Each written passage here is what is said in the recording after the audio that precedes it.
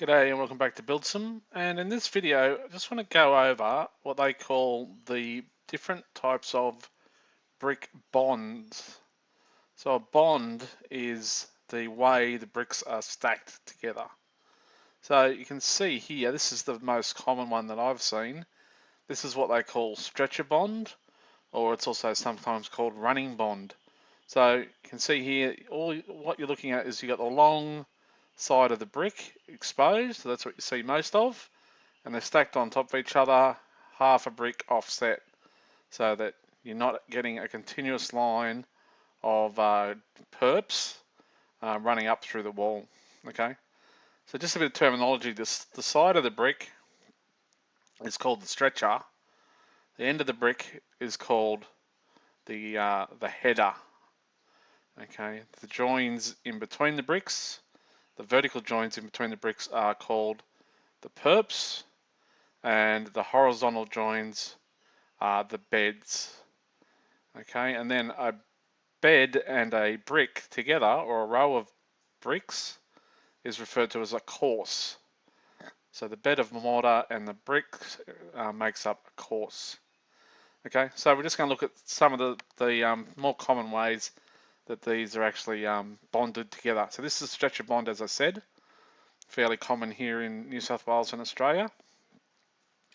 The next one is what they call English bond.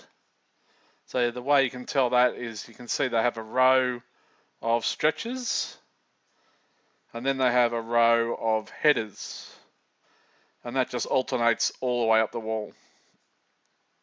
Okay, so these are really good if you want a wall that's 230mm thick or 2 bricks thick, because those headers will just run the full width of the wall. Okay, so that's English bond.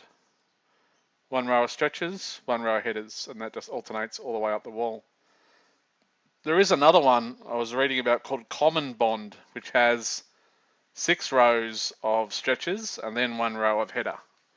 6 rows of stretchers and then 1 row of headers. I've only read about that, I haven't seen it. So that's in English bond. Next one's called Flemish bond. Okay, so this is a little bit different. It has a stretcher brick and then a header brick. Then it alternates stretcher brick, header brick. Okay, and the course above that is the same, it's just offset so that none of your perps end up lining up. So Flemish is stretcher, header, stretcher, header, stretcher, header. Okay, that's your Flemish bond. Then we have what they call the garden wall bonds. So you have English garden wall, which you can see here. The English garden wall has 3 rows of stretchers and 1 row of headers, then 3 rows of stretchers, 1 row of headers. All right, so that's English garden wall. And then Flemish garden wall has 3 stretchers, then a header brick. 3 stretchers, then a header. I mean, I've actually seen this wall where they leave the headers sticking out of the line of the rest of the wall, just as a little bit of a feature. Okay, so that's Flemish garden wall, 3 stretchers and then a header, 3 stretchers and then a header. Okay, so they're the main ones. A couple other ones you might see. Stack bond. Okay, so these are just stretchers just stacked straight on top of each other. Obviously all your perps are going to line up. All right, not seen too often, but some people use it as a bit of a feature. And the other one, again, that you don't see too often is a header bond. So it's stacked similar to the stretcher bond, where each course is offset so that you don't get your perps lining up, but it's just all the heads or the headers of the bricks are exposed. Okay, so that's just a couple of common brick bonds, and I'd imagine there's different names and variations on those names depending on where you're from. G'day, I'm back.